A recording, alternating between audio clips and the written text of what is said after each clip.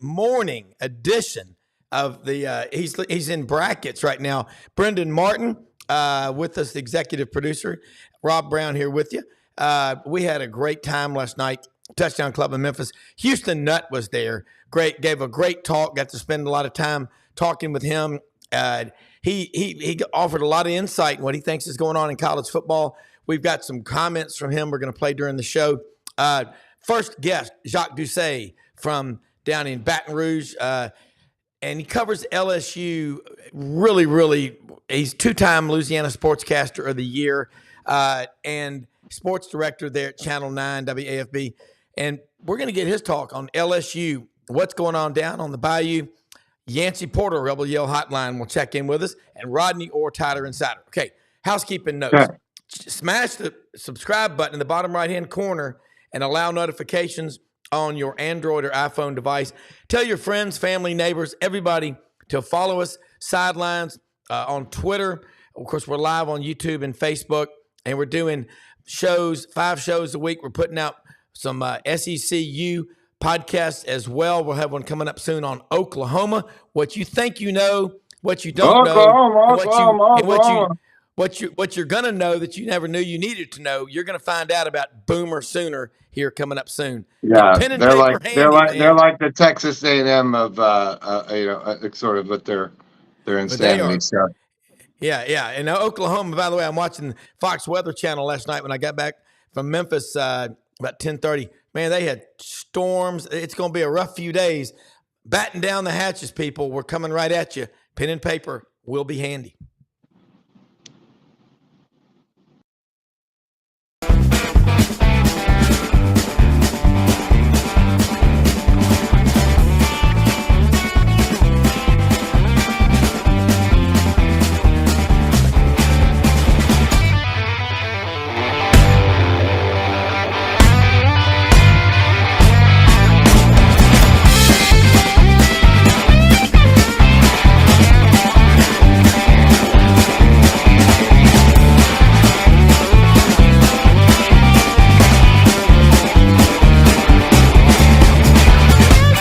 Sidelines with Rob Browne. Talk sporty to me.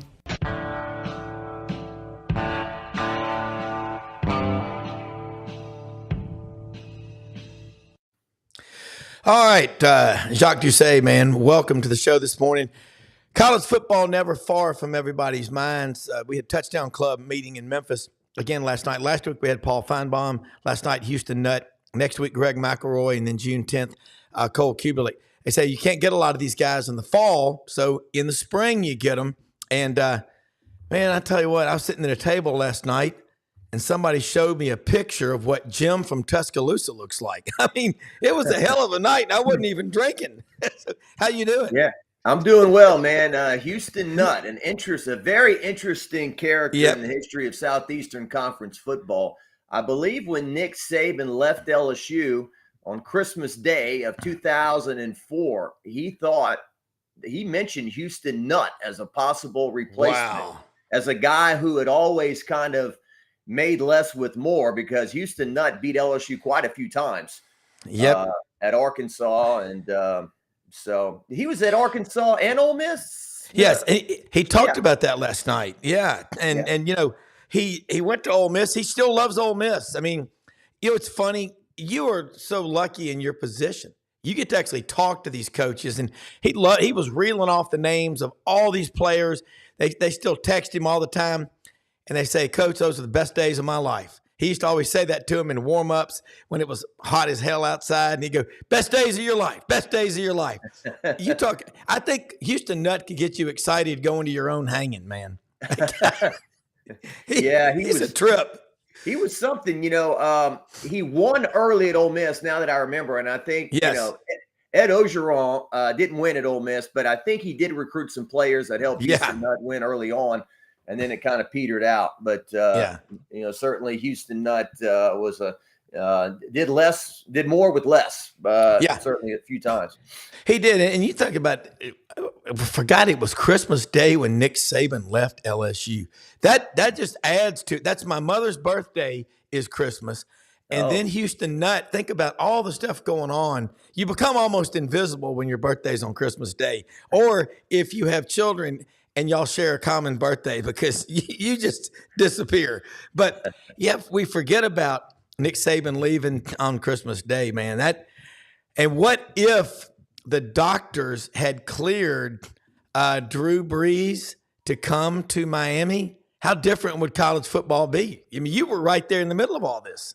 Well, it's interesting because the other day I emceed the Louisiana High School Sports Hall of Fame, where they induct a new class every year. Wow! All right. And one of the people that went in was Dr. Anderson, the one who did the surgery on Drew Brees and saved his career. Right? Was it Dr. Andrews? Andrews, I'm sorry. Yeah, Dr. James you know where Andrews. He's from, don't you? Alabama, right? Homer, Louisiana. Homer. Well, of course. Yeah, so I read his bio and everything. Yeah. And I think he's been linked to Birmingham, Alabama, because that's where he's Auburn's doctor in Alabama now. Yeah. He just retired technically, but he'll still be Surgeon Emeritus forever. So he got inducted. He was part of this class because of what he did at Homer High School. Ryan Perilou went into the class as well. But so when he was leaving the stage, I said, by the way, thanks for saving Drew Brees' career, because he did the surgery and then the Saints got him in 2006 and the rest is history. And then Nick Saban got Dante Culpepper and that didn't work out. He was banged up, but there are some LSU fans out there that say, I don't care about the Saints. I wish that Drew Brees would have gone to Miami and that would have prevented Saban from building a dynasty at Alabama. But that's water under the bridge, but it's always a fascinating topic to visit. But yeah, it was Christmas Day. The team left to go to the bowl game in Orlando, and he announced that night that he was leaving LSU. He did coach the bowl game, which LSU lost to Iowa, and then he went to Miami. Yeah, and boy, we just forget what that was like. And then now, this is year 3 for Brian Kelly coming up.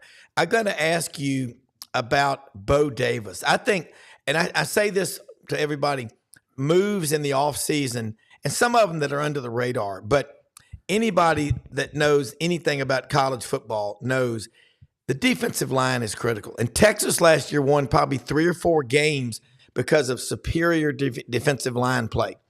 We also know that LSU and great defensive linemen are as synonymous as Louisiana and the best food in the world. Have you had a chance to talk to Bo Davis yet? And because I know Nick Saban wanted him to get back to Alabama so badly, and maybe when he didn't get him, that's why he retired. I'm kidding.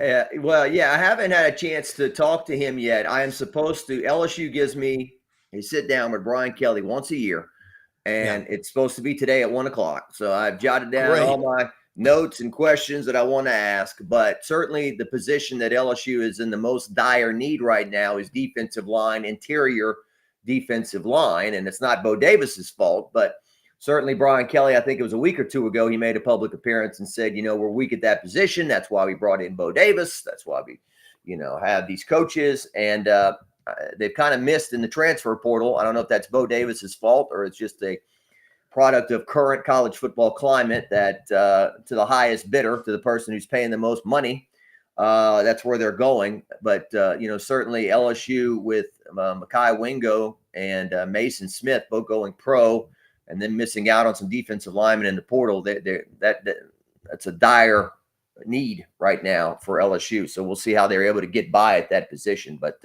he was brought in for that reason. Well, you talk about Mason Smith. He was injured first play of the 22 season in the Florida State game. He came back last year, and I'm not a doctor, but I always like to follow this, and I've got friends that are. About 85% of the recovery comes in the first 3 months. The rest of it takes about a year, and everyone always tries to speed it up. Was that maybe his problem this past year, or was it something else? I thought he'd do better.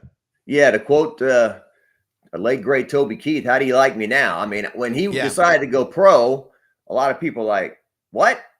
Are you kidding? Yeah. I mean, because he didn't really, like you said, he had a disappointing year, it felt like. And then he goes in the second round of the draft. So not bad. But could he have gone in the first if he came back? I don't know. But he, when I was up in the press box, there were scouts there. I'd hear a lot of, He plays straight up. His techniques are bad. And it was very kind of head scratching because you would hear from a lot of former players, guys who were in the NFL, who would say, man, my guy's Mason Smith. He's great. He's going to be the next great one in line. And it just, for different reasons. And another thing too, I've jotted down here, Rob, is that, since 2019, LSU's had a new defensive line coach in 2020, 2021, 2022, and now they got a new 2023. So it's been 5 and 5 years. So they have not really developed a consistent voice there, and they've suffered a little bit. And so if Mason had the same coach for his 2-3 years here at LSU, that'd be a different story. But, we'll see what happens with him. I agree with you on that. I mean, the changes, and that's what's so hard. And that was the big topic of the meeting last night, is that and everybody wanted to go build these facilities. And I know LSU's done it, Auburn, Alabama, Arkansas, everybody. And now, like you said, before the kids leave, there's 2 words that this discussion gets down to: how much? And that's changed. I mean, you can have facilities that maybe are okay, but it kind of goes hand in hand. Schools that have magnificent facilities typically have strong NIL, don't they? Well, how much will I play and how much money will I get? That's what Saban said, right? And I think that's that horse is out of the barn, and it's a dangerous horse. I mean, I always thought that when you go to college, you're there to prove yourself. Exactly. And if you don't, it's just like the real world, to the back of the line. We don't play you, you get fired, so to speak, and you got to go. Now it's like, this is a stick up. And what can you give me? What can I get? And then if you do give them what they want and they don't like it, or they're not playing, then they bounce in 3 months. And people who put up money are upset that they didn't get a return on their investment and so forth. I mean, that's what the movie Rudy was about, right? I died or run out of that tunnel just one time, Right. And that dream is lived by many people here in Louisiana. If I could play one Saturday night in Tiger Stadium, what an amazing experience. And I remember a time when so many LSU players were leaving, like Mike Stonebreaker. He was just a badass linebacker, played at Notre Dame from John Curtis and River Ridge. And remember the picture of him sitting on a bridge, and it looked like the Chartres Cathedral in France. It was a great picture. It said, why are they, Mickey Joseph from Archbishop Marrero, went to Nebraska as their quarterback. That doesn't happen anymore, does it? Not much. Yeah, I mean, certainly in the 90s when LSU was struggling and had 7 losing seasons in 10 years, and the end of Mike Archer and then Curly Hallman, you had your Warwick Dunns here in Baton Rouge who were told you need to play defensive back, and then went to Florida State and tore it up, and then, had this brilliant NFL career. Your Marshall Faulks, a lot of different guys just slid out of the state. And then when Jerry DiNardo came in and got Kevin Falk, that changed a lot of things.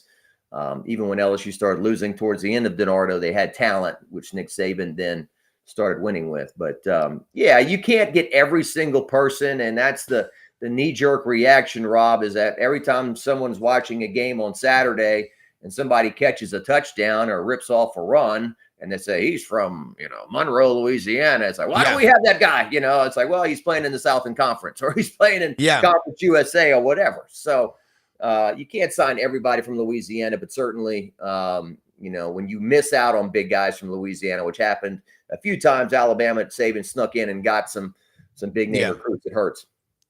All right, heading into this season, what are your biggest takeaways, positive, negative, concerns, whatever, from spring practice at LSU? Because incredibly, in the last 5 seasons, you've had 2 Heisman Trophy winning quarterbacks, and arguably the top worst 2 or 3 defenses in school history.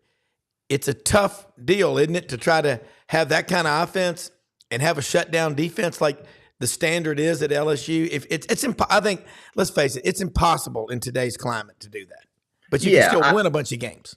I think in 2019, Rob, they had the perfect complementary defense. And my memories of that defense weren't as positive until I watched it the other day, the Clemson National Championship. Yeah. At LSU, and realized that LSU's defense, they fell behind 17-7 early, but then went on a pretty long stretch where they shut down Clemson.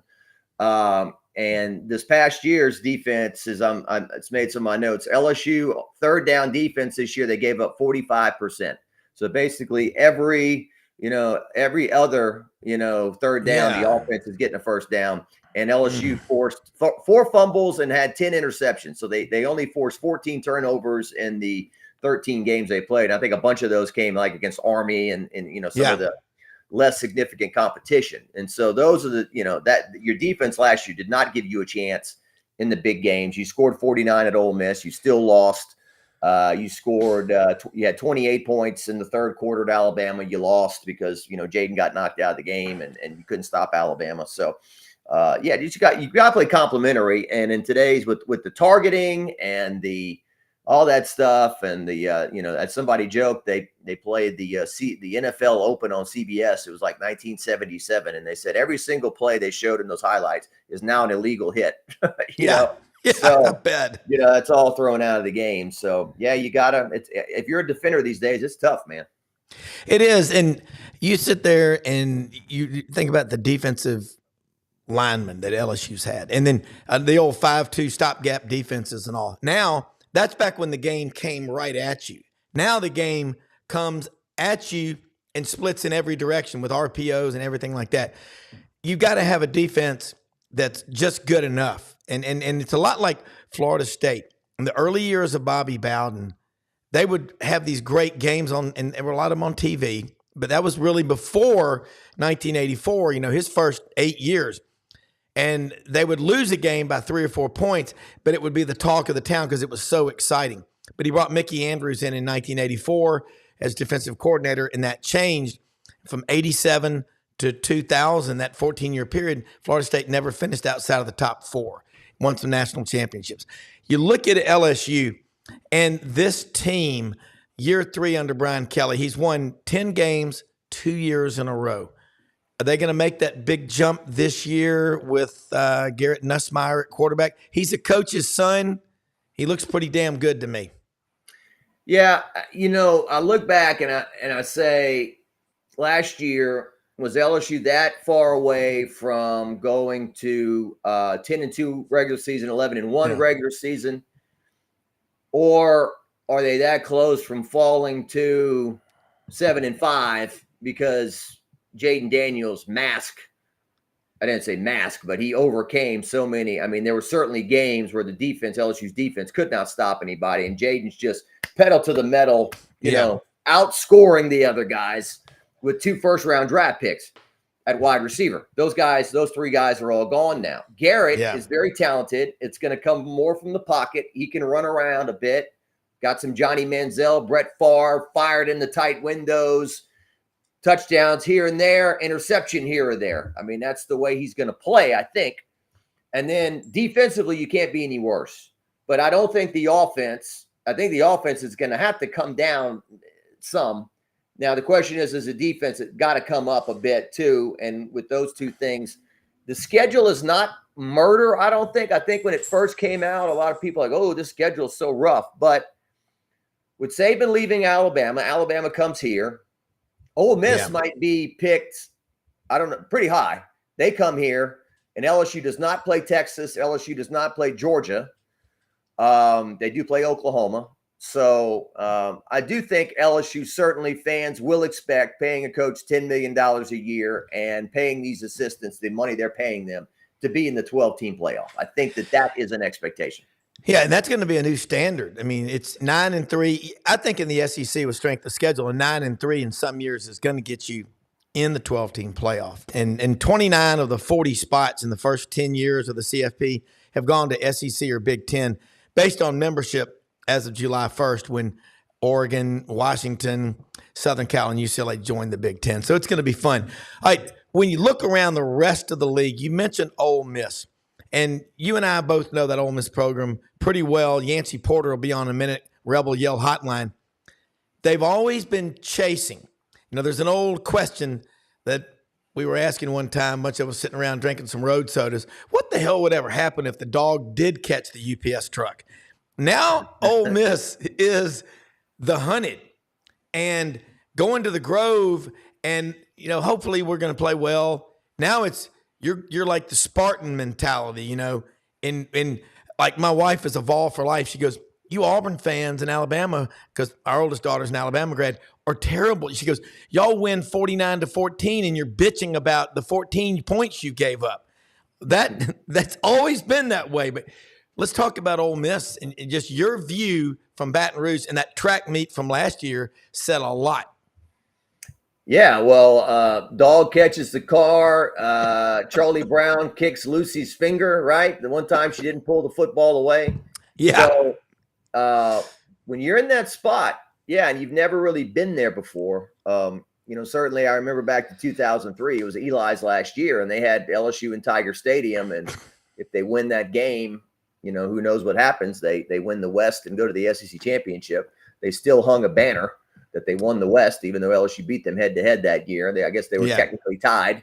But, it seems like everyone in Oxford has gotten on board with NIL, and this is our shot. And they've got Jackson Dart back, right, at quarterback, and a lot of their key weapons, and they're going for it this year. They're all in. And so with Saban stepping down at Alabama and, LSU solid but not tremendous so far, in Brian Kelly's 2 years, they feel like it's their time. Now, I got to get used to, Rob, the East and West has gone away, right? I mean, we're lumping all the teams now in the SEC into one big column, right?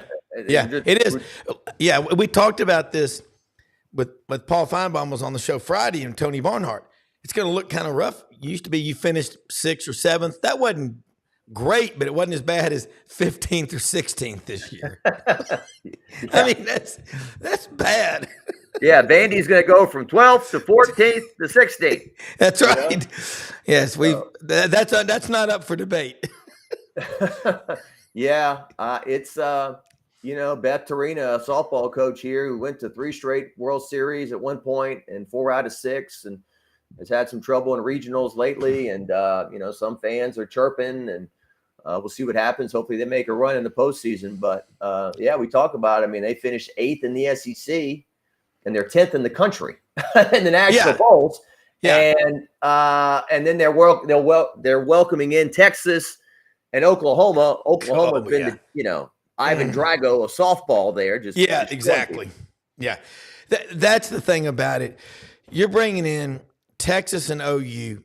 That's going to be fun. I still know that the people in Baton Rouge are still waiting to welcome with open arms Texas and give them the same treatment they were given in 2019 when they put them in the gulag out there in Austin. I mean, that's Texas coming in the league.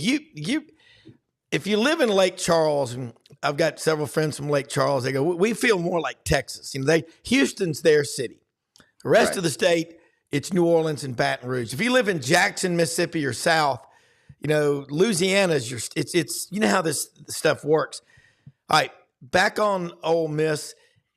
I think they're going to be really good. Now let's flip over to your other side, Texas A&M. Y'all used to have a really good rivalry with them.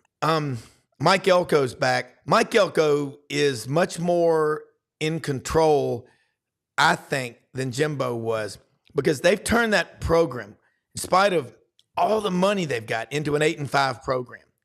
And that isn't horrible, but by what they spend, it is.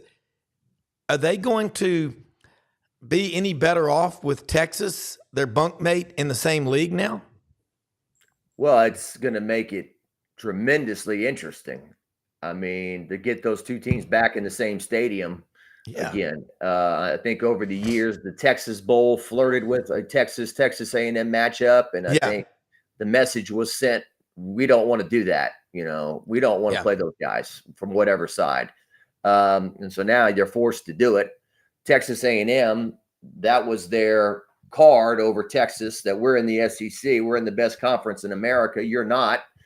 Now Texas gets let in, and the Aggies are ticked off about that, I'm sure.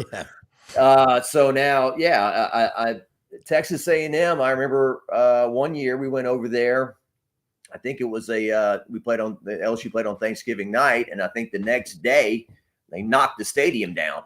After we had left, and they had started their big renovation and whatever $1 million project, and so certainly they got a lot of money over there. They got a huge student body and alumni base, and despite all the Aggie jokes you've heard, those people are pretty smart who go to school there and graduate there. Yes. So they got plenty of money, and so they've always just seemed to underachieved. Now, growing up, like you said, my first LSU games were in the late 80s, and that was just tradition. Every year you played Texas A&M first game, huge season opener. And then that went away in 1995. That a 10-year deal, And then LSU didn't play them again until a bowl game at the end of 2010. And then they got back in the league in 2013. So anyway, I think the SEC was always kind of looking for a rivalry to put at the end of the year, and they found it in the border rival LSU and A&M. The LSU Arkansas thing just never really materialized. There've been some great games, but LSU doesn't view Arkansas as a rival. That boot trophy, they laugh at that down here and stuff like that. So now you got Texas A&M back in the league. That's huge. Yeah, and what's going to be fun is even though Arkansas is right there on the border with Oklahoma, they've only played about 17 times in history in 130 years. I think that'll be a fun one. That'll be – and Missouri, if Missouri keeps rising, it's going to be interesting. What happens if Arkansas makes a change in coaching? It ain't going to be Petrino. They're not going to make him the head coach. Woody Drinkowitz, who's from Alma, Arkansas, right there by Fort Smith, and the exit to go to – that'd be a fun one to watch. All right, a couple more minutes before you know you got to go. What is the big news on campus, though, other sports-wise, for anything at LSU that we're really not hearing about, that you, as a day-in, day-out sports director, the grind that people might want to start paying attention to heading in to the fall? Well, as a sports director now, I'm honestly not spending as much time at LSU baseball games as I have in the past. I mean, in the past, I was out there every game covering, not every game, pretty much. John Eads is on our staff, a great young kid who's very good at his job, and he's been covering those games. Kevin Baptiste has been with us for 6 years. He's also very talented, hardworking guy. So I've been delegating a lot more, which in the beginning I kind of felt lazy about. I want to be there like I've always been, but you can't do both jobs. So, but right now, LSU baseball obviously won the national championship last year and they really have struggled out of the gate. They were 7-14 in the SEC. They just took 2 of 3 from Texas A&M, who was the top ranked team in the country. Won the first 2 games. The Sunday game went off the rails. LSU was up 3-0, and then they gave up 9 runs in a single inning and then lost in 10-run fashion. But LSU's got 2 SEC series left in baseball. They go to Tuscaloosa this weekend. Luke Holman, who pitched at Alabama, will be pitching against his old team. And then they host Ole Miss to close out the regular season. And then comes the SEC tournament if LSU gets in. So right now, LSU is trying to stay hot, so to speak, and get into the NCAA tournament. They will not host, barring something unseen. They'll have to go on the road and beat somebody else in their house, which if I'm another team, I don't want to be hosting LSU, So that's what's going on with that. The LSU gymnastics team, obviously 2 weeks ago or 3 weeks ago now, won the national championship, their first ever in program history. That was big news. Kim Mulkey has landed a bunch of players out of the portal after making the Elite 8 this year, winning the national championship 2 seasons ago. And then, the countdown to football season. We talk about Texas joining the SEC. A lot of people joking about the Texas arrogance. They joined the league and, okay, we got to go to Dallas for SEC Media Days, right? Yeah. So I'm sure I'll see you there, right? In July. Oh, yeah, I'll be there. Yeah. That's going to be July 15th to the 18th. Yep. LSU's on the first day, as they have been for a number of years. I would guess they would bring Garrett Nussmeier. I would guess they might bring Greg Penn III or somebody like that. They haven't announced those names yet, but maybe Harold Perkins. Harold didn't do any interviews really for a while, so I'm not sure if they would take him, but he's obviously a big name. But where is Harold Perkins from? Texas, right? Yeah, because I thought it was from Houston. Okay, Houston is so massive, but I know LSU does a lot of recruiting. Yeah, I was looking him up this morning. Well, they list him as hometown New Orleans, Louisiana. That's what I'm saying. I saw that, and that's why I'm asking you, because it says New Orleans, but I thought he was from Texas. But it says he went to Cy Park High School. Where is Cy Park High School? That's never heard of that in New Orleans. There's no saint named Cy. There's a lot of Our Ladies and saints and Cypress Park High School. That's in Cypress, Texas. Yeah. Okay. There you go. Yeah. I'll just guess it's a suburb of Houston. Anything within 50 miles is considered a suburb of Houston. Jock, we got to get you back on again more often. I know you've got a busy schedule, but really appreciate you taking time to join us. And there's always a lot to talk about with LSU and the SEC. Let people know how they can keep up with you. Two-time Louisiana Sportscaster of the Year, WAFB, Channel 9, and you've got your one-on-one with Brian Kelly, and that will be up on your – tell people how they can see that. I will be watching that, the whole thing. Yeah, we're going to interview him this afternoon after lunch, and then hopefully by the end of the day I've got it posted. I would think at the latest Wednesday morning you should be able to see it. So hopefully I do a good job with that. Saw him yesterday. There was a golfing event. He made an appearance quickly but did not play. Said he had work to do. So, and saw Matt McMahon there, the LSU men's basketball coach, and some other great guys too. I covered over the years, Justin Vincent and so forth. But at Jacques Doucet, as my name is listed there on Twitter, W Will A Alpha F Frank B Boy.com. That is our I say that because every time I'm on the phone and I say my email address, somebody goes, WFAN. No. I always get it wrong. So I always do that. I love. Look, how about Browne with an E? I mean, the E is silent. Mr. Browne silent E. I know it's the E is it's Browne with an E. I've gotten off a couple of traffic tickets over the years because of that, but it's been a while.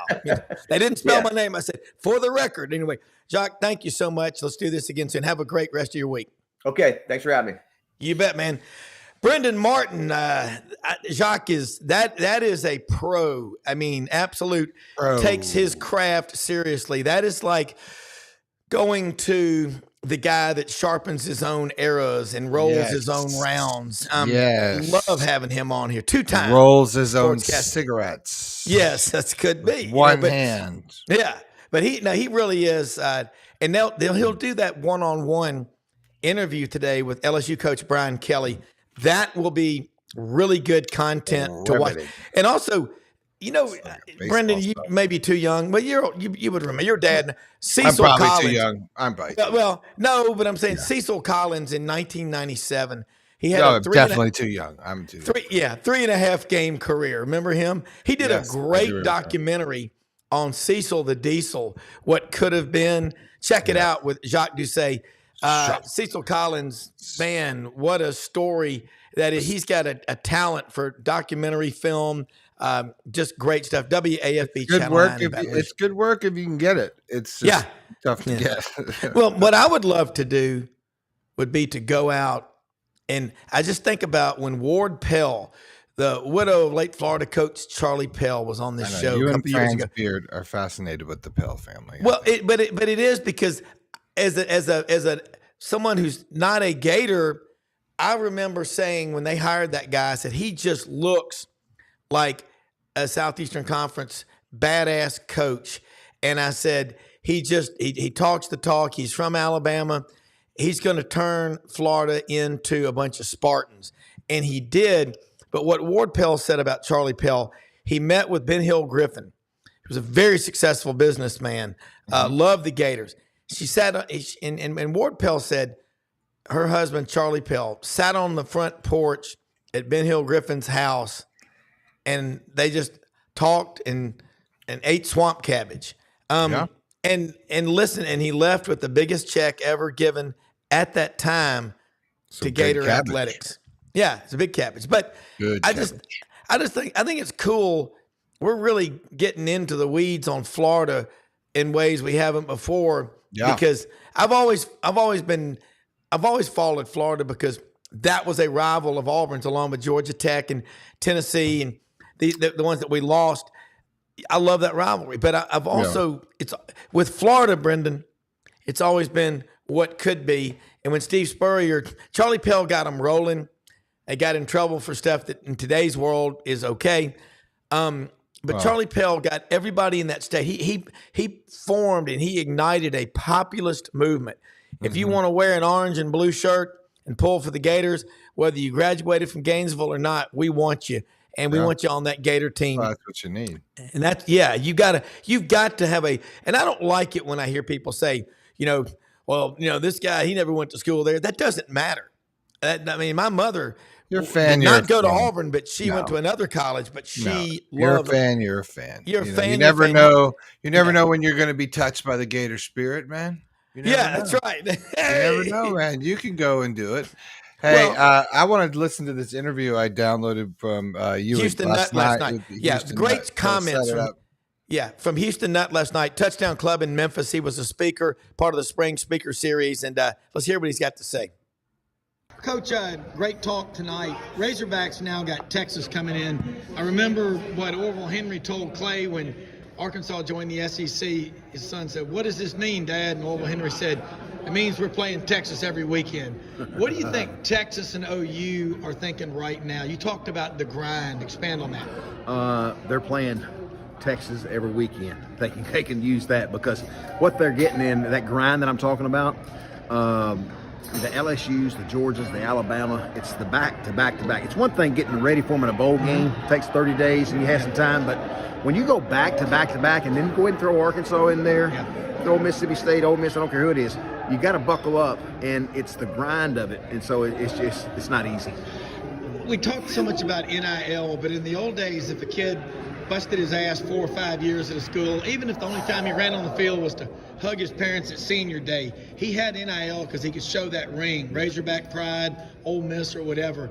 You think we'll get back to that? The free market will correct it somehow? I don't know. Well, I'm worried about it. I'm really worried about it. I don't know. I have a little faith right now in that because of the direction that it's going, and money is driving it, boy. And I'm worried a little bit about where our game is. Yeah, and as far as like the kids' loyalty, Tim Horton is a good friend of mine. He loves you, and talked about.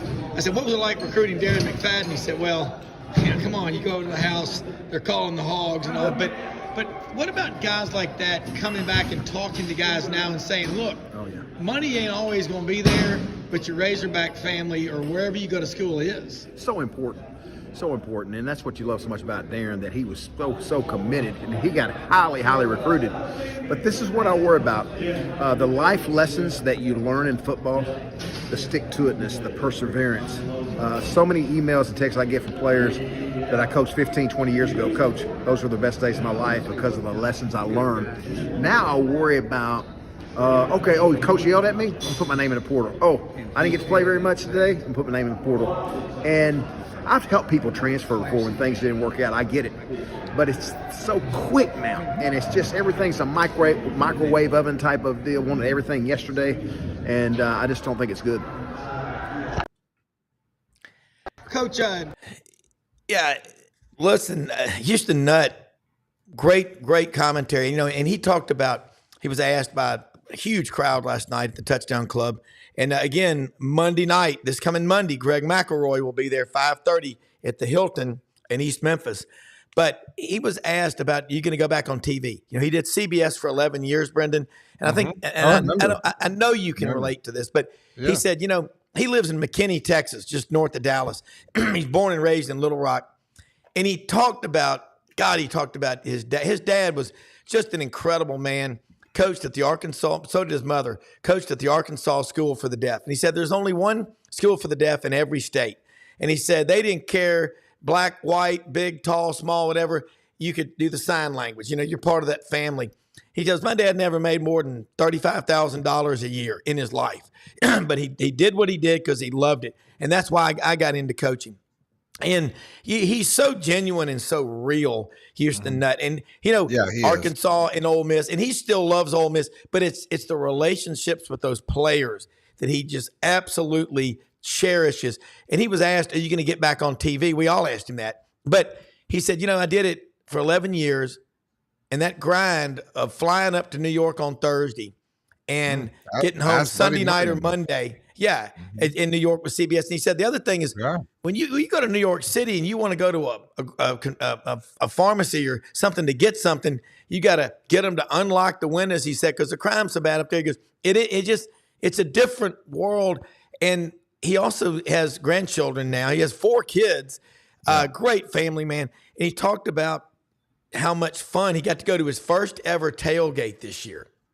The first one he's ever been to in his life. He was the oldest of 4 boys, and he's a big guy. He's like 6'3".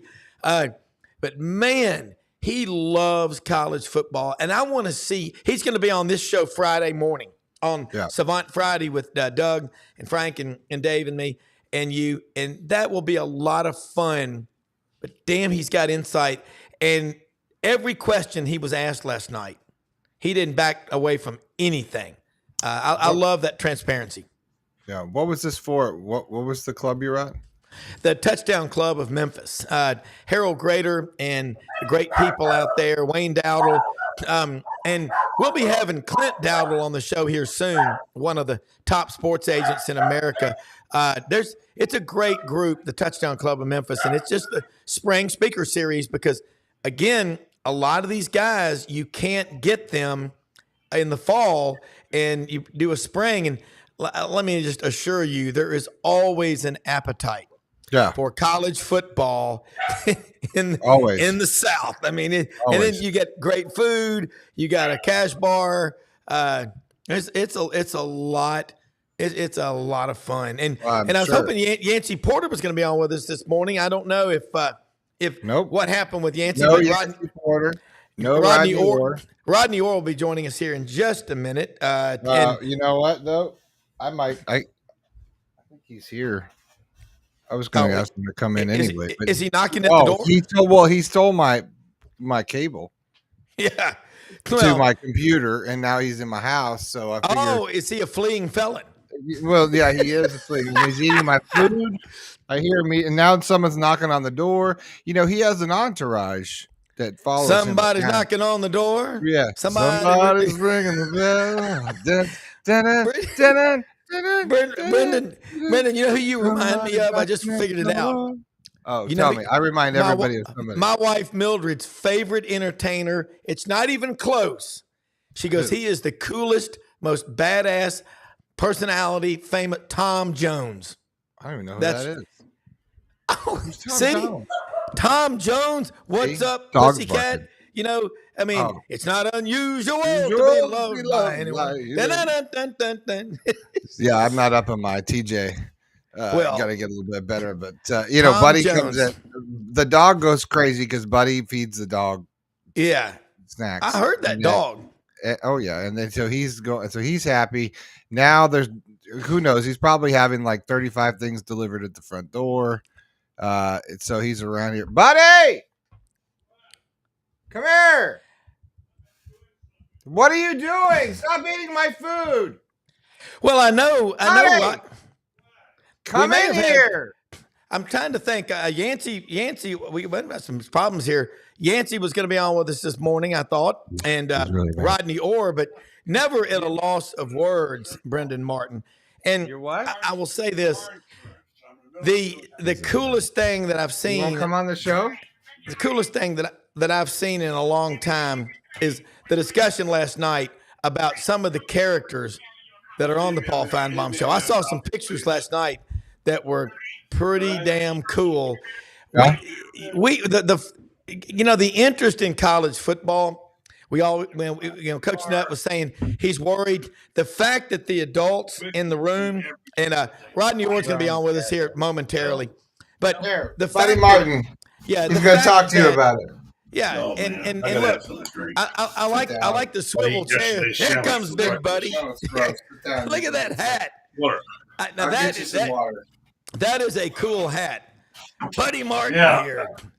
Hey, buddy. It's one of the many hats I have here, which I never see anymore. But hey, Rob, how you doing? Good, man. Listen, had a great time at the Touchdown Club last night. Talked to Houston Nutt was the guest, and man. You remember those days when you worked with CBS back in the early 90s. You won an Emmy for your work.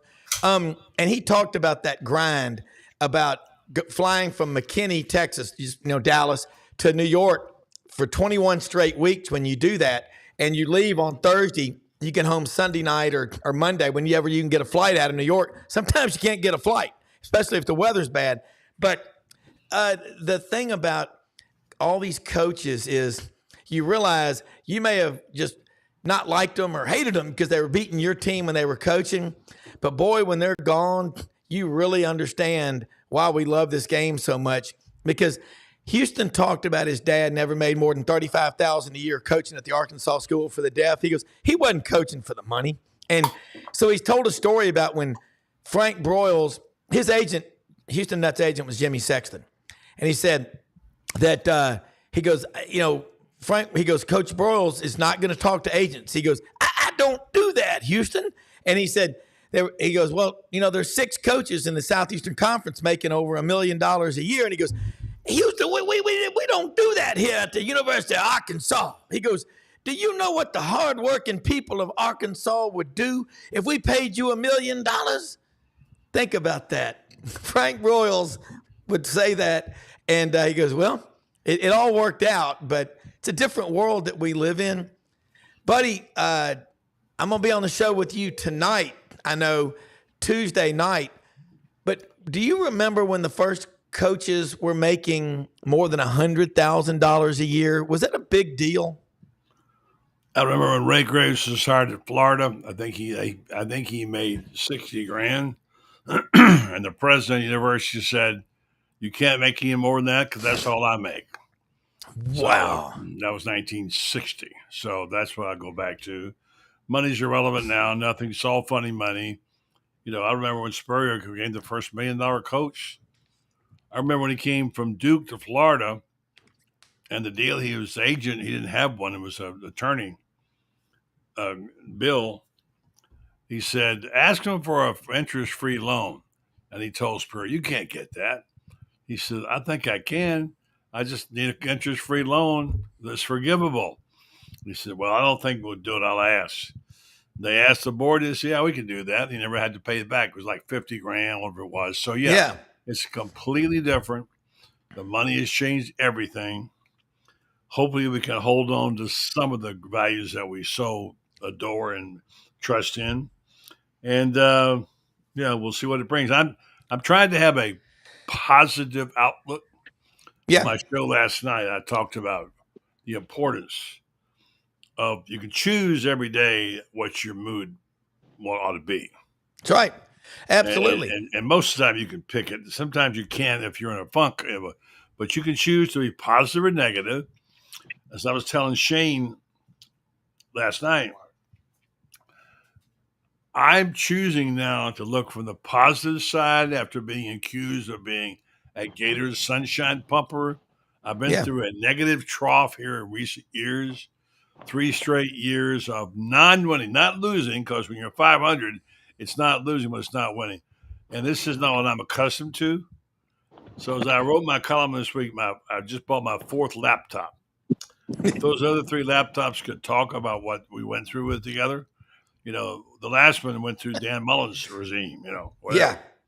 But yeah, it's just all different. And by the way, I did get a report back about you from somebody that you might be impressed with, that you apparently passed the test. His name is Paul Feinbaum. Well, that was fun. That was really cool of him and Tony Barnhart Friday to be on there with us. Well, I talked to him about loved it. Yes. I talked to him about it. I said, does this guy Rob Browne, is he driving you crazy? He said, actually, it was fun. Yeah. So, he was, thank you. That was awesome having him on. And I was with some of his friends at the table last night that, I think I'm going to have to send him some Pete and Sam's restaurant food over to Charlotte. And that was awesome. Hey, buddy, let's bring Rodney Orr on Tighter and Cider. I know. Oh, I'm sorry, Rodney. I didn't know you were on. Yeah. I just saw him on here. And, you talk about playing jump ball football the last 3 years. Same thing at Auburn. One place where they've been doing a lot of winning is Tuscaloosa. Rodney Orr, Tighter and Cider, the May Veterinary Clinic, Tuscaloosa and Northport. 2 locations, open every day. Sundays, drop off and pick up only at Camp May. for dogs and cats. They have a pool. They have connecting cat condos, but it's only $48 a year for Tider Insider. Coming up on 28 years of Rodney providing the best coverage of the Crimson Tide. Yay, Alabama. Dun, dun, dun, dun. Hey, Rodney, how are you? I can't sing. Don't worry. You might lose your Auburn season tickets, Rob. You keep on singing that song. By the way, we were at my friend John Turner's funeral last Thursday, and one of his childhood friends from Monroeville, Alabama, spoke, and so much of it was about how much he loved Alabama. His son, Jack, was incredible, as was Mr. Van Steinberg. It was just an incredible deal, but boy, you realize how football pulls everybody together. And I know first time I ever heard of you was in 1996 from John Turner at work about this guy, Rodney Orr. He'd moved back from Corpus Christi, born in Mobile, and now he's in Tuscaloosa. So did he play hockey, by the way? I think I heard that name, Orr. Yeah, Orr. I know. Rodney, you got I claim him. I don't blame you. Bobby Orr, that was it. Yeah. Hey, what's happening in Tuscaloosa right now? I know they've spring practice is wrapped up, but ain't ever a dull moment down there. Yeah. First of all, a couple of things, Rob. Want to say, John Turner was a great friend of mine. I mean, I knew him we had a mutual acquaintance, and John stayed in touch with me regularly. He was a fantastic guy. And then also, I want to really say this about a good friend of mine that I know you guys are very familiar with, Hootie Ingram. And Coach Ingram, as you probably heard, passed away yesterday. He was the athletic director here for several years at Florida State.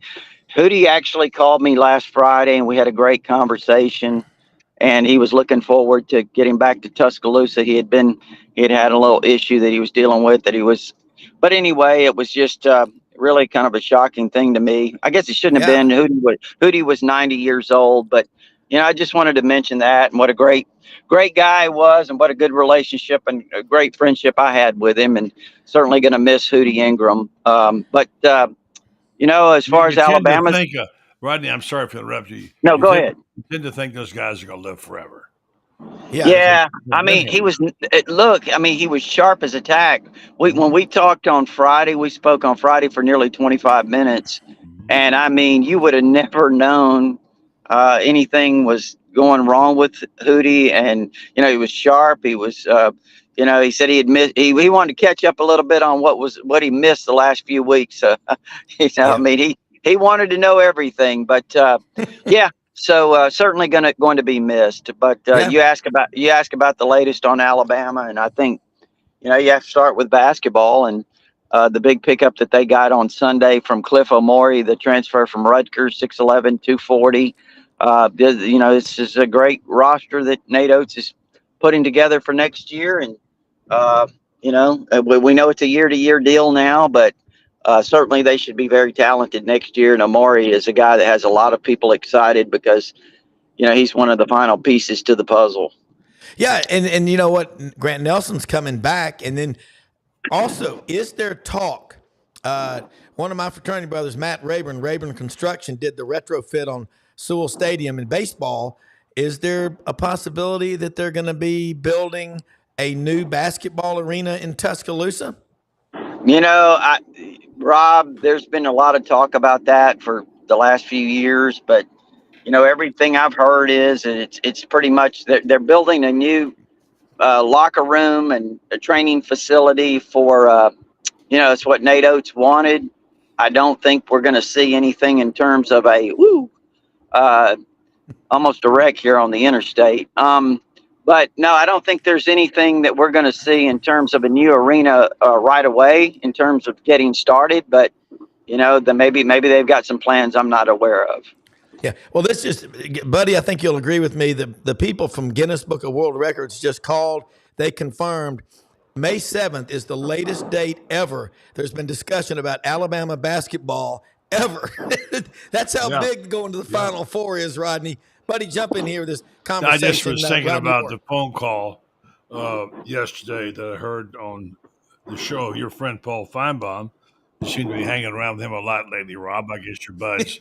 And there's some guy called in and said from Texas and said, you guys didn't invent football in Tuscaloosa.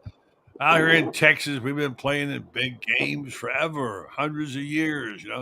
You guys weren't even relevant till so and so and so and so. I mean, it went on and on. I thought, oh my goodness, here we go. Yeah. The Texans are Well, out again. they've been losing a lot of big games too, buddy. Yeah. I lived in Colorado 17 years, and every year about May 1st, we'd say, okay, the slopes are safe. We can go skiing. The Texans have gone home finally.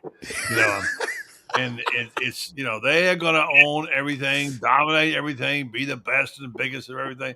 Now, I got some good friends who are Texans. Matter of fact, two guys that went to school with me played ball, guys named Billy Booker and Dave Fannin. Great guys, great friends from Texas. I have many good friends from Texas, but as a group, they tend to be, let's just say, they grate on you after a while, okay? Because they got the best of everything. Here's what I want to say, message out there to my friends from Texas. This ain't buddy. Yeah. I can second your little testimony there. I mean, I grew up there. I've got a lot of friends that are Texas fans, and of course, I got a lot of phone calls and text messages the night back in September when they beat Alabama here in Tuscaloosa, and I could have said, listen, I wanted to say, this is not the Alabama. You didn't just beat the Alabama of a few years ago. This is not the same Alabama. But, you're right. I mean, you would never know that, they weren't the greatest program in the history of all sports. That's just kind of the way they are. Yeah, just to finish that thought on the message to my friends from Texas, this ain't the Southwest Conference, okay? True. Win a few games in the SEC. You won one or two. Win some. Come back and talk to us about it then. It's fine programs both at Oklahoma and Texas. Going to be a strong conference. But don't come in here saying you're the boss of the SEC because you're not. Yeah. Rodney, and that's the thing about it is that and Houston Nutt was at the Touchdown Club in Memphis last night. He talked about OU in Texas. He said, yeah, you get 30 days to prepare for a bowl game or an opponent. That's one thing. But it's a completely separate conversation when you got to go line up week in and week out and play Alabama, Florida, Georgia, Auburn, Texas A&M, LSU, South Carolina, Tennessee, Ole Miss. I mean, that's a completely different deal. Totally different. That's a great point. I mentioned that somewhere last week. Kenny might have been on TigerInsider.com. That I'm going to be interested to see how Texas handles the week-to-week grind in the SEC.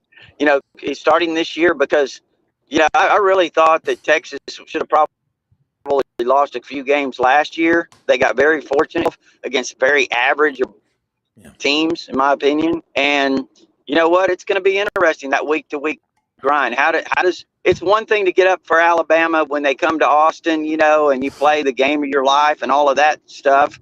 But like you said, the next week, how you gonna respond when you've got to go play whoever it is, Georgia or somebody else, Tennessee and Knoxville or Auburn or whoever? I think that's just the real challenge, just to be able to, kind of bounce back every week.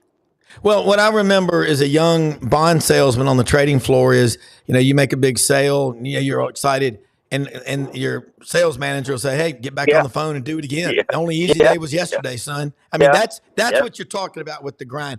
Buddy Martin, you heard what Rodney just said, and I didn't realize you lived in Denver for 17 years. But by the way, I saw that picture of you, buddy, you and your wife with Steve Spurrier. You're tall. You're like 6'3" or 6'4". I didn't realize you and Brenden. And I met Houston Nutt last night. He's 6'3", and Coach Bryant was 6'3". I'm sitting there thinking about it, man. I can't believe we've done all these shows. We've actually never met. Can you believe that? Yeah, I go to Florida. I'll be down in Orange Beach this summer, and I'll cross that Florida line right there, And Rodney. you'll be doing my show quite a bit too, by the way, just so you know. I'm looking forward to it, man. And we can't do it without a great team, because every time you get on that microphone, Pat Sullivan was right. It's an entire group. But, man, I love the fact that I did not know how long you lived in Denver and wrote all those years as sports editor of the Denver Post. Well, I didn't. I wasn't the Post for 8 of those years. I was the media director for the International Golf Tournament, and I also did some local TV. Okay. So I wasn't doing that. But I was often, I lived part of the time in Florida and part of the time in Denver. Not that anybody cares. In the last 4 or 5 years, I was there. Yeah. But it was a wonderful city. I loved it. Great. Brenden still claims he's from Denver. He does. He's born in St. Pete. No, it's a great city and great sports town. So, yeah, but, everybody thinks listen. When I went to Denver, and Rodney, you'll appreciate this. My friend Woody Page, who just was voted to the Hall of Fame last week. Congratulations, Woody, out there in Colorado. Yeah, he's from Tennessee. He'd been out there ahead of me 4, 5, 6 years, and we went to the Folsom Field for the games. And he looked at me and said, buddy, this ain't the SEC. And I go there, and they've had 45, 48,000. I said, wow, we got a full house. I'm thinking, boys, this ain't even half full in the SEC. Yeah. It's not even, the SEC. He says, I know, buddy. It's a whole different deal. And that's back when Bill McCartney was struggling to get on the map again. So it took a while, but it became better. But no, SEC is let's just say it is what it is. There'll never be anything better, and they can keep adding to or taking away. But the SEC has been something special. Yeah, it is. And Rodney, as you get going into this season, Kalen DeBoer, you and Gary do a great show, Tider Insider TV. In fact, it's on live tonight at 6:30 p.m. For fans that are watching this show, and because of the web, you got fans everywhere. We got people watching this show, and it's like 48 different countries we've seen so far, and then all over America and all. What are y'all talking about tonight? Or is it kind of like, you never know till you get there? I know you say that, but it's a great show, and it's like Buddy Martin's show. It's all about Alabama. His show all about the Gators, but you also relate to, I call it the tectonic plates theory, what happens in Tuscaloosa, what happens in Gainesville, there are reverberations nationwide. Hey, listen, by the way, what happened in Gainesville last night? Ric Flair got kicked out of a restaurant. It was night before last. Ric Flair got kicked out, yeah. Nature boy. USA Today, yeah. How about that? Damn. Wow. That's hard to believe. But, Rodney, what are y'all going to talk about tonight? Probably, and again, I haven't spoken to Gary about it, but I'm assuming we'll talk basketball, some of the things that we discussed about the roster Nate Oates is putting together, the addition of Cliff Omari from Rutgers, as we mentioned. And you know what, Rob, I'm sure we'll touch on several other sports, whatever it is. We even touch on softball some, and they're struggling right now. Patrick Murphy's done a fantastic job through the years at the softball program, but they've slipped this year. So, we talk about a little bit about everything, and we take calls, we take emails, tweets, all of that. So, you just, when you live it all week, you're pretty much prepared when you go in, It never feels like work, though. I'll tell you this, that every time I do this show and I have you on and Buddy and get to be on his show, it reminds me of when I was 9 years old, Christmas Eve, hoping I got my Schwinn Sierra bicycle. It's that much fun because we love the game and the fans do. Buddy, what you do is so critical, and Brenden and Franz and David Whitley and Moulton and Ben Troupe and Allie Peak Wilbur, all this coverage, people are craving it. They're starved for local coverage, and everything they hear, they're hanging on for it. That's what I love about doing the show. One thing has happened, Rob, pardon me if I interrupt you.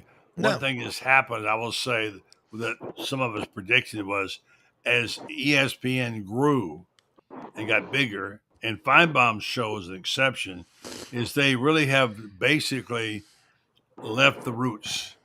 They're getting down to the nitty gritty of what people want to know about their football team in their town.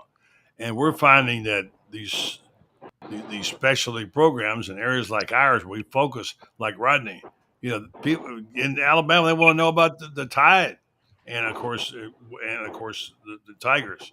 But in Florida, it's a Johnny One Note for us. We talk Florida pretty much 95% of the time. We'll every now and then talk SEC, but Rob, as you know, we're under the same umbrella now with SEC Sidelines, so ours is broadened, but we still will be indigenous to what happens in Gainesville and Ocala. Yeah, and Rodney, that's why we will love you being part of SEC Sidelines Sports Network and SECU, because what you and Gary are doing, Gary's on the show every week, and it's, the local coverage, you got to work around some things right now. But let me ask you this. Is there any less interest now than there was 15 years ago in what goes on at Alabama? No, I don't know that. I don't have anything that I could actually gauge that by. I think things have changed quite a bit. Obviously, I mean, I look at my board and the responses, among some of the fans, and Alabama's a little bit different though. Let me say this: when you win 6 national championships in 11 years, it's I hate to put it this way, but you almost become numb to it. I mean, watching the Ohio State national championship in 2020, and it was great. I'm glad they won, but it's just like feeling anymore. But again, you don't want to lose, but at the same time, what I'm trying to say is there's a different feel with Alabama fans. But now, with Saban gone, I think it's kind of, people getting a little bit more kind of back to that interest level that they were. Listen, I'll be honest with you, and I don't know, Buddy and them, I think they have a website, but we had some people that didn't renew. We lost some members over the period of Saban's tenure, and I would call some and say, hey, what's going on? Is there something we're doing wrong? Oh no, we just know that we're going to recruit the number 1 class. Feel really confident we're going to play for another national championship. And I just don't have that same vigor that I once did. Right. So I think you're seeing that kind of come back with a little bit with, DeBoer right now. And that's, Buddy, what he just said. I've even had friends of mine that are Alabama fans in the last 10 years tell me it's just no fun like it used to be together because we're going to win 56-3. And I said, are you being serious? They said, Browne, I'm not kidding. But all it takes is an 8-4 or 9-3 season to scare everybody back in place, Rodney. No doubt. No doubt. I mean, like I said, I think fans are already kind of perking back up and, you're kind of feeling that a little bit. So, we'll see. But, overall, as far as the interest level, the interest level is always going to be strong. It may wane a little bit here and there, but it's always going to be strong. Yeah, and no doubt about it. A few more minutes before we wrap up. Sidelines, SEC Sidelines Sports Network and SECU with Buddy Martin here with us, Rodney Orr, Tider Insider, Buddy Martin, GatorbaitMedia.com. But Buddy, any other thoughts along the line? Well, tonight I hope we have a good show tonight. I'm sure we will with you. And in fact, I'm going to duck out of here and go get my insurance policy on my car before I have a wreck and get arrested. But it's good talking to you, Rodney, and Bob, I'll talk to you tonight. Hey, Buddy, by the way, if y'all ever want Alabama coverage, get Rodney Orr on there. Yeah. I've never had so many people come up to me and say, not only does he do a great job of covering, he's just a good man and incredible dad. But Alabama's not relevant anymore. It's all Texas. Yeah, right. That's right. All right, Buddy, have a great day, man. That was fun. See you tonight. Rodney, the thing is that I've noticed over the years, and before we wrap it up, is you can get pulled into like an allure. It's like an elixir, like a drug. When you're winning so much, you start not getting as excited. And boy, you better appreciate it because it doesn't last forever. But I think you made a really good point. But your forums that you have on Titer Insider are solid gold. Talk about that and how people can follow you, and we'll wrap it up. Yeah, you cut out for a second there, Rob, but it's TiterInsider.com. I assume that's what you were asking. TiterInsider.com. Yeah. It's only $48 a year, and you can get instant access with your credit card. If you prefer, there is an address there to send a check. Gives you all our premium information, but also, our all sports forum. That's our community of Alabama fans. It never stops there on TiterInsider.com. And of course, our book, my book, Bigger Than Bama. Yep. And it's available, rodneyorr.com, RODNEYORR.com, or you can find it on Amazon, and it's $19.95 plus shipping and handling. Yeah, we've got it, the QR code up on the screen right now. So that will be evergreen content out there forever. But, man, thank you so much for being on the May Veterinary Clinic Titer Insider Report, Rodney. I'm going to watch Titer Insider TV tonight with you and Gary, and we'll do this again next week. Listen, remember, folks, most often we see the face of Christ in the least among us. We live in the greatest country in the history of the world. Every day, find excuses to win. Think about that. Let that sink in, man. SEC, SEC, SEC. And Brenden, did you send your hat back, by the way? Yeah. Yeah. All right. We're gonna get. We're gonna get. What's your size? 7 3/4, 8? Oh, bigger. I measured it. Stella wrote it down. I think it's like 8. Okay. Hoss Cartwright wore a 10-gallon hat. Well, Buddy's got like about a 20. All right. I'll see you tonight, man. Thank you so much. Are we doing the show tonight? What are we doing tonight? Why are you freaking me out? Yeah, because last night I had to switch because I was at the Touchdown Club of Memphis for the Houston Nut Talk. So, all right. Anyway, all right. We'll be there. All right. Well, we'll be there tonight. Talk to you guys soon. All right. Thanks, everybody. Bye. Good job, everybody. Great job. Thanks for watching.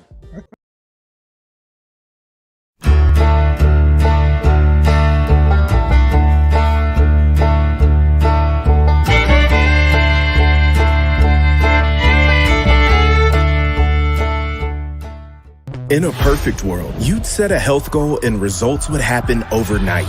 In this world, the real world, it takes time, dedication, and the right support to achieve your best self. The Vitamin Shoppe health enthusiasts are here to make sure you're not wasting a single moment on the wrong supplements. From the highest quality sports nutrition and superfoods to the most sought after trends, you'll find a huge variety of science-backed solutions for every goal and the people to help guide you along the path to greatness.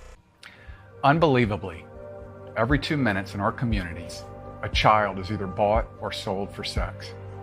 I am Ari Dickey, board member for the Nashville Anti-Human Trafficking Coalition. Join me and millions of others in our fight against human trafficking and for its victims by helping to educate the most vulnerable among us, our middle and high school students. Go to nhtcoalition.org, become a partner, and help keep our families safe, because none of God's children are for sale.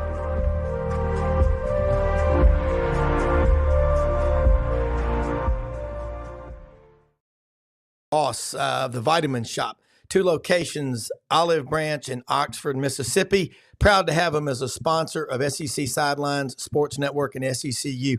Justin, tell us about your stores and why somebody wants to come there. Rob, thanks for having me. Look, really 3 reasons, I think, why people should come to the Vitamin Shoppe. One is products. We've got more products than anyone. You're talking vitamins, you're talking sports nutrition, you're talking energy drinks, snack bars, all of that. We've got as much product as anyone in the business. 2, prices. We got the best prices, and we will price match, Rob. If you go to Walmart, you go to Amazon.com, you go to Target and find it, we match. Why not shop local, shop with us? And then finally, our health enthusiasts. The people that work in our store know more about vitamins and supplements than anyone I know. If you come in with any problem, they will help you to find a vitamin or a supplement or any product that will help you for that problem. Yeah, I shop there. My wife does. We love it. I think the employees make the difference there. Absolutely. Absolutely. Super helpful. And the knowledge is just unbelievable. Knowledge of the products, knowledge of the human body, fitness, wellness, all that.